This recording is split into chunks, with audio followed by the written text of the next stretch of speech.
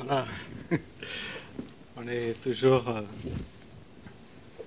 ému de pouvoir se retrouver dimanche après dimanche avec cette grande liberté dont nous disposons en tant que chrétiens dans un pays comme la France. Parfois nous ne mesurons pas des privilèges et pourtant c'est un grand privilège que n'ont pas beaucoup de chrétiens dans le monde entier. Donc aujourd'hui, c'est le culte du musée du désert, beaucoup qui ne connaissent pas. Donc ce culte a lieu une fois par an, le premier dimanche de septembre, où ça réunit tous les protestants. Donc aujourd'hui, il fête le 500e anniversaire des églises ménonites, je crois. Et donc on peut penser à nos frères et sœurs qui se retrouvent et qui vont être nombreux pour entendre et réentendre l'histoire du cheminement des uns et des autres. Et j'aimerais lire avec vous un poème, donc puisque j'ai entendu qu'on parlait de poèmes, je vais en lire un aussi. Donc celui-ci se situe dans les années 44, c'est Dietrich Bonhoeffer qui a écrit dans sa cellule, avec une grande honnêteté, et c'est assez troublant de voir cette honnêteté d'un homme théologien, puisqu'il était théologien et pasteur, qui nous dit comme il vit sa foi dans cette prison. Qui suis-je? On me dit souvent que je sors de ma cellule détendu, ferme, serein, tel un gentilhomme dans un château. Mais qui suis-je? On dit que je parle à mes geôliers avec une liberté claire et amicale, comme si je leur donnais des ordres. Qui suis-je? On dit encore que je supporte les jours de malheur avec un impassible sourire fier, comme un homme habitué à vaincre. Mais suis-je vraiment celui que l'on croit? Ou seulement l'homme que je connais en moi? Inquiet, nostalgique, malade, tel un oiseau en cage en quête de souffle dans un étouffement cruel, avide de couleurs, de fleurs, de chants d'oiseaux, soif d'une parole humaine, d'une présence vraie, tremblant devant l'arbitraire rongé par l'attente, fatigué, vide, incapable de prier, penser, agir, prêt à tout abandonner dans un vertige de lassitude. Qui suis-je? Cet homme ou un autre? Parfois l'un, parfois l'autre, parfois les deux, ensemble. Une façade, un masque devant les autres et devant moi-même, un être faible et misérable, ou encore tel un corps d'armée battue qui recule en désordre après pourtant la victoire qui est déjà acquise. Qui suis-je? Ce monologue amer se moque de lui-même. Peu importe, tu me connais, ô Dieu. Tu sais que je suis tien. Voilà un très beau poème dont il a écrit en 1944, que vous pouvez retrouver dans Résistance et Soumission, toutes ces lettres de prison de Dietrich Bonhoeffer, qui sont précieuses pour nous chrétiens, où Dieu semble absent et dit même silencieux dans cette prison. Mais plutôt que de combler ce silence par de faux discours religieux, il accepte le trouble et l'obscurité comme l'authentique existence chrétienne d'une dimension sans fin. Il a écrit devant Dieu et avec Dieu, nous vivons sans Dieu. Ce paradoxe reconnaît que l'absence ressentie de Dieu ne contredit pas la foi, mais oblige le croyant à chercher d'une manière plus profonde et désintéressée son Dieu. En tout cas, Bonhoeffer ne voyait pas dans le doute ou le questionnement, on pourrait dire, comme un ennemi de sa foi. Il a plutôt compris comme un compagnon possible de la vie chrétienne. Un aiguillon, en fait, qui pousse, qui cherche, qui nous amène à chercher Dieu dans la sécurité subjective, mais dans une relation vivante et obéissante, concrète de l'appel de Dieu. Et je vous invite pour cela à lire deux textes, un dans Ésaïe 42, au verset 5 à 8. Voici ce que dit l'Éternel, le Dieu qui a créé le ciel et l'a déployé. Celui qui a disposé la terre et tout ce qu'elle produit et qui donne la respiration à ce peuple. Il donne le souffle à ceux qui y marchent. Moi, l'Éternel, je t'ai appelé en toute justice et je te tiendrai fermement par la main. Je te garderai et je t'établirai pour que tu sois l'alliance ou le garant, suivant les versions, les garants du peuple, la lumière des nations, pour que tu ouvres les yeux des aveugles, pour que tu fasses sortir de détenus de prison ceux et celles qui sont incarcérés dans leurs cachots. Oui, ces habitants de la terre qui sont dans les ténèbres. Je suis l'Éternel, voilà quel est mon nom, et je ne donnerai pas ma gloire à un autre, ni la louange qui m'est due aux idoles sacrées. Un autre passage qui se trouve dans Matthieu au chapitre 11, à partir du verset 2. Après que Jésus a enseigné sur le royaume, donc il se retrouve face à des personnes qui vont lui poser des questions. Or, à ce moment-là, dans sa prison, Jean le baptiseur avait entendu ce que Jésus faisait. Il envoya 2 de ses disciples lui demander, « Es-tu celui qui doit venir ou devons-nous en attendre un autre ?» Et Jésus répondit, « Allez rapporter à Jean ce que vous entendez, ce que vous voyez. Les aveugles voient, les boiteux marchent, les lépreux sont purifiés, les sourds entendent, les morts ressuscitent et la bonne nouvelle est annoncée aux pauvres. Heureux, celui pour qui je ne représenterai pas un obstacle. » Comme il s'en allait, Jésus se mit à dire à la foule le sujet de Jean. « Mais qu'êtes-vous allé voir au désert? Un roseau agité par le vent? Mais qu'êtes-vous allé voir? Un homme habillé de tenues élégantes? Ceux qui portent des tenues élégantes sont dans des palais de rois. Mais qu'êtes-vous allé voir? Un prophète? Oui, je vous le dis, Jean le Baptiste est plus qu'un prophète, car c'est celui à propos de ce qui est écrit dans les livres saints. Voici, j'envoie mon messager devant toi pour préparer le chemin ou pour ouvrir le chemin.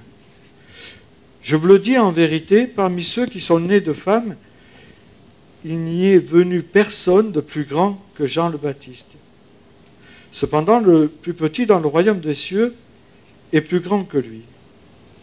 Depuis l'époque de Jean-Baptiste jusqu'à présent, le royaume des cieux est assailli et des violents s'en emparent. Voilà, j'arrêterai volontairement la lecture ici.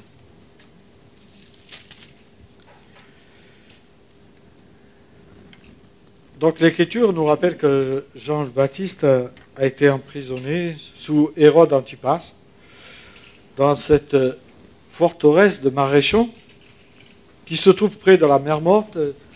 Et donc c'est intéressant quand on a fait un voyage en Israël de voir où se trouvait cette forteresse qui servait à la fois de résidence pour les militaires mais aussi de prison. À l'époque, on ne restait pas longtemps en prison. Donc Jean le Baptiste a été emprisonné pour des raisons politiques et religieuses, en tout cas c'est le motif, et surtout parce qu'il critiquait publiquement Hérode Antipas pour son mariage avec sa belle-sœur. Les Romains, avec toute la stratégie, avaient l'habitude de neutraliser des personnes gênantes. Et ils savaient ne pas en faire des martyrs, parce qu'on sait que les martyrs, c'est très dangereux pour un pays. Donc, ils savaient que les martyrs pouvaient amener un soulèvement des populations. Donc, leur stratégie, c'était de les mettre en prison, de les couper du monde, mais ils avaient une certaine liberté, une certaine permission de recevoir des proches et d'écrire, ou d'envoyer des messages, comme dit Paul dans sa lettre aux Philippiens, au chapitre 1er, versets 12 à 14. Ce type de prison était plutôt un outil de contrôle, un outil d'intimidation, plutôt qu'un lieu de détention de longue. En prison, les prisonniers politiques étaient souvent séparés des autres prisonniers, mais cela ne les empêchait pas de prier, de chanter, et on sait dans Actes 16, verset 25, que Paul et Silas chantaient dans leur prison. Donc après, il y avait les chaînes et tout ce qui s'ensuivait. On sait très bien que les prisons de l'époque n'étaient pas un lieu de rééducation comme on le veut aujourd'hui. Elles étaient étroites, humides, froides. On avait du mal pour se nourrir. Donc elles étaient très inconfortables. Et vous savez, quand on est dans un inconfort, il y a beaucoup de choses qui ressortent à nous. Donc je crois que c'est tout à fait logique que dans de telles conditions de détention, Jean le Baptiste soit troublé et se soit posé des questions sur Jésus. En tout cas, peut-être que certains théologiens disent qu'il lui pensait que Jésus allait le délivrer, mais je ne suis pas certain. Mais sa question à lui, es-tu celui qui doit venir ou devons-nous en attendre un autre? Étrange question pour celui qui a certifié qu'il était l'agneau de Dieu. Donc c'est une question étrange. Malgré cela, même si dans ses paroles, Dieu peut sembler quelque part absent, Jean le Baptiste continue à vivre, continue à agir, puisqu'il envoie des messages, et continue de croire. C'est précisément cela qui forge la grandeur de la foi d'un croyant. Croire malgré les épreuves. Croire malgré ce qu'on croit, l'absence de Dieu. Mais croire parce que la vie continue. Et comme le dit Paul, notre course n'est pas terminée. Si lui, par contre, dans 2 Timothée 4, 7, il dit qu'il a achevé le bon combat. Et il dit, j'ai achevé ma course. Donc il parle d'une course dans laquelle nous sommes entrés les uns les autres si nous avons accepté le Christ comme Seigneur et Sauveur. Et je crois qu'il est légitime et même bon de s'interroger lorsque nous traversons des situations qui nous dépassent, en tout cas qui semblent nous dépasser. En tout cas, c'est humain de s'interroger. Et si l'on met en parallèle la vie de Dietrich Bonhoeffer avec celle de Jean le Baptiste, on remarque qu'il y a plusieurs points communs. Et même c'est assez surprenant. Tous deux ont été emprisonnés. C'est vrai que la fidélité de notre Seigneur peut coûter cher, et on le voit dans toute l'histoire de l'Église, puisque un a été décapité et l'autre pendu en 1947, quelques semaines avant la libération. Mais une chose demeure certaine, leur témoignage continue d'éclairer le monde chrétien. À l'image des héros de la foi évoqués dans le chapitre 11 de l'Épître aux Hébreux. Ça doit nous amener à nous questionner sur notre foi, où j'en suis. Et ce que je trouve assez extraordinaire et remarquable dans ce passage, c'est que Jésus ne va pas se focaliser sur les interrogations de Jean le Baptiste, comme peut-être nous le ferions. Bah, toi qui es chrétien, tu doutes. Au contraire, il répond avec une simple affirmation, mais qui est profonde, où il invite à regarder les signes, les aveugles voient, les boiteux marchent, et la bonne nouvelle est annoncée aux pauvres. En fait, il détourne l'attention des uns et des autres pour qu'ils se focalisent sur le royaume. Et autrement dit, il oriente vers des faits concrets qui attestent cette venue du royaume. Et surtout, ce qui est surprenant, c'est qu'il nous amène à avoir le regard sur les points forts de Jean le Baptiste, disant « Il n'est venu personne de plus grand que lui ». Quelqu'un qui doute, il dit qu'il n'y a pas de plus grand que lui. Donc je ne vous invite pas à douter, mais bon, quand même, ça pose des questions de voir comme Jésus réagit. Autrement dit, il élève plutôt le regard sur la grandeur de Jean le Baptiste plutôt que sur ses interrogations. Il élève son regard sur le ministère et proclame la place que Jean le Baptiste a, cette place unique et exceptionnelle pour annoncer et préparer le royaume de Dieu. Trop souvent, peut-être certains parmi nous, dans les églises, on a tendance à se focaliser sur les manquements, sur les doutes, sur les interrogations des frères et des sœurs. Et on néglige de constater leur qualité, les efforts qu'ils font, la richesse aussi de leur personnalité et du service qu'ils rendent dans l'Église. On a tendance à se focaliser sur les doutes des uns et des autres ou sur les chutes des uns et des autres. On est un peu comme ces hommes qui se concentrent sur le verre à moitié vide, vous savez, ou sur ceux qui leur manquent. Sur des détails, en fait, on s'arrête. C'est un peu comme dans une prédication, si on fait un lapsus, la personne va être centrée sur le lapsus. Ah ouais, mais il a fait un lapsus, tu te rends compte? Waouh! Et on oublie tout le reste. Et là, Jésus, lui, nous amène à nous focaliser sur ce qui est important. Et je trouve cela très intéressant. Il ne s'arrête pas sur les détails. Non. Il ne passe pas à côté des encouragements et du soutien, du réconfort qui peut amener à Jean le Baptiste. Et ce réconfort, ce soutien que nous pouvons nous amener les uns les autres, unissent le corps du Christ. Et on peut se poser la question, quand est-ce j'ai encouragé pour la dernière fois un frère ou une sœur dans l'église ou dans ma famille? Quand est-ce que j'ai pu mettre en valeur, la dernière fois que j'ai mis en valeur un frère ou une sœur dans l'église, est-ce que je m'en souviens? C'est des questions qu'on peut se poser. Au travers de l'histoire de l'Église, qui est très intéressante, parce que parfois on a tout rejeté, et je trouve que c'est un peu dommage, on peut constater la grandeur, en tout cas on peut constater que la grandeur de la foi ne dépend pas de l'absence d'interrogation ou de doute, hein, loin de ça, mais elle réside dans la persévérance de la course dans laquelle nous sommes entrés dès notre nouvelle naissance. Elle ne réside pas d'une foi inébranlable, et si vous croyez que vous avez une foi inébranlable, Paul nous rappelle que celui qui est debout prenne garde, mais après je ne me rappelle plus.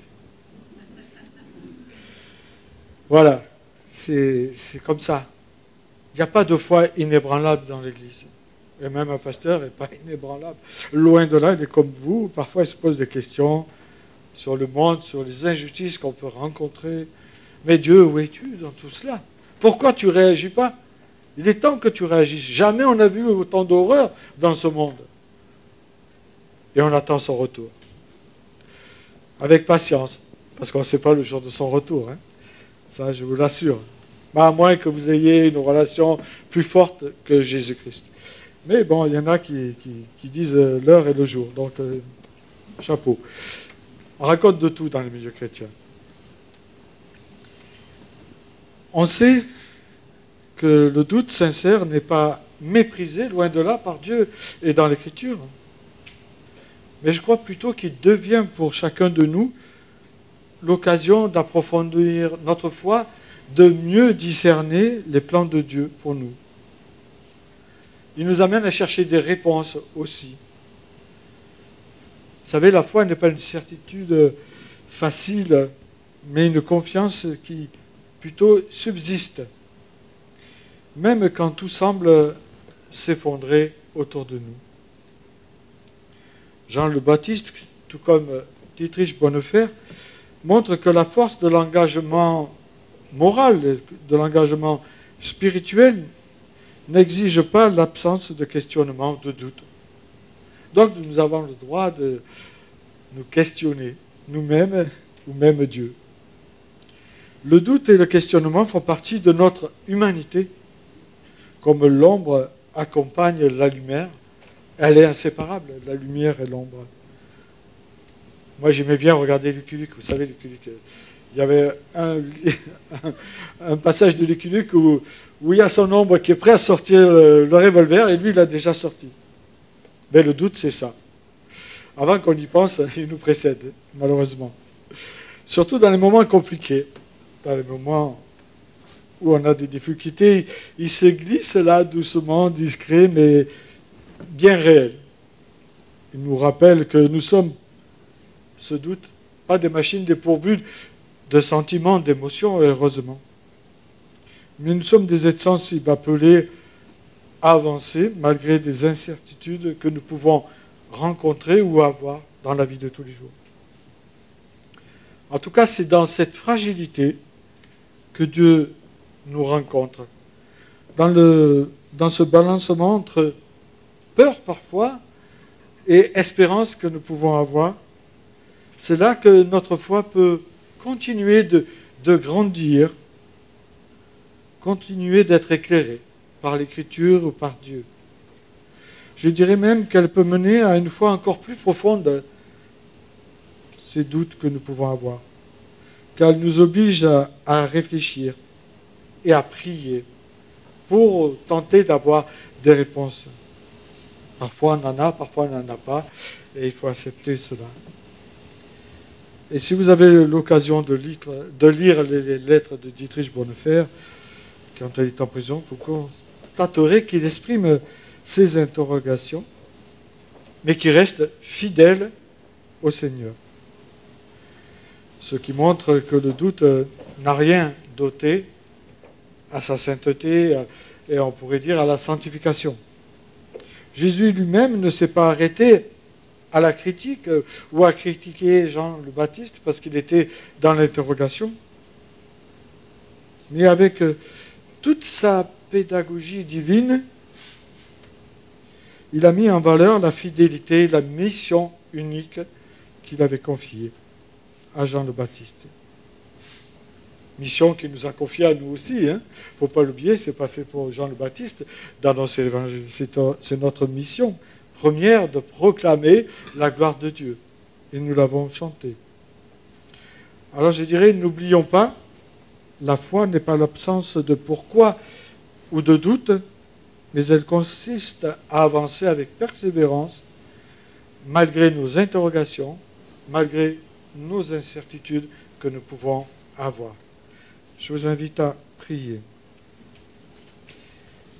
Seigneur notre Père éternel, merci pour nous rappeler par l'histoire de l'Église, mais surtout par ta parole, que toi, tu es un Dieu qui chemine avec nous, malgré nos interrogations, malgré les doutes que nous pouvons avoir parfois. Toi, tu es là, tu es présent. Tu chemines avec nous, que ce soit à nos côtés, et parfois tu es prêt à nous porter quand nous sommes las, quand nous n'en pouvons plus de supporter ou de marcher dans ces difficultés. Merci de nous rappeler combien tu nous aimes, combien nous sommes précieux et combien tu veux nous apprendre à te connaître chaque jour davantage.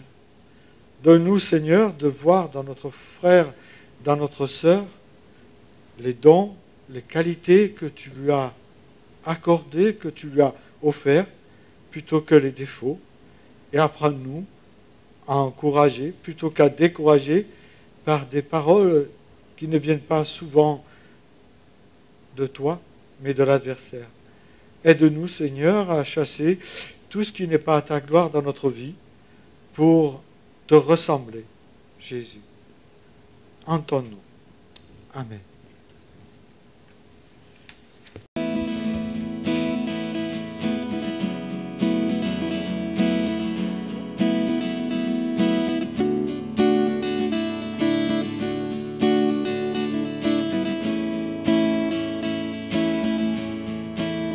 Dans la joie quand le soleil m'inonde, sur les monts où ta présence abonde. Oh, Jésus, je te suivrai. Dans la peine quand mon âme sombre, dans la vallée du deuil et de l'ombre. Oh, Jésus, je te suivrai, car tu es mort pour moi. Je vivrai pour toi. Tu t'es offert sans rien garder, tu as souffert pour me sauver. Oh, Jésus, je te suivrai, je t'aimerai plus que la vie, te servirai malgré le prix. Oh, Jésus, je te suivrai.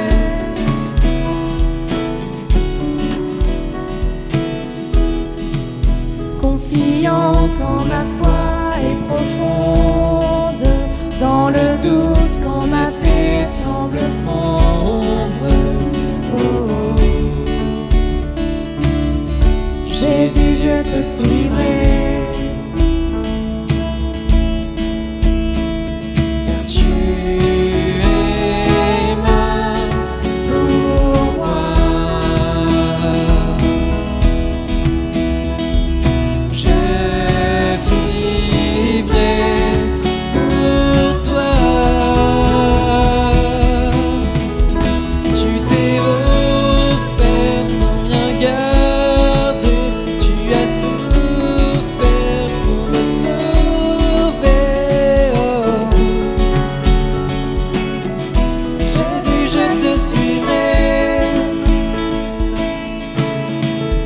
je t'aimerai plus que la vie, te servirai malgré le prix. Oh,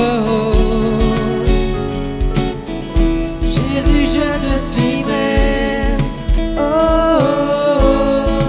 oh, oh, oh,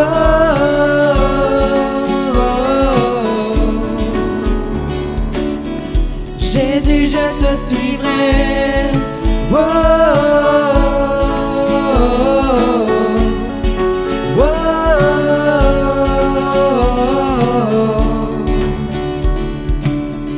Jésus, je te suivrai. C'est Jésus qui s'adresse à Thomas, qui lui dit « Parce que tu m'as vu, tu as cru. Heureux ceux qui ont vu, ceux qui n'ont pas vu, pardon, et qui ont cru. Que la paix et la grâce de notre Dieu nous donnent cette foi inébranlable qui veut que nous ayons pour continuer notre course jour après jour. Bon dimanche à chacun. Nous allons avoir les annonces maintenant.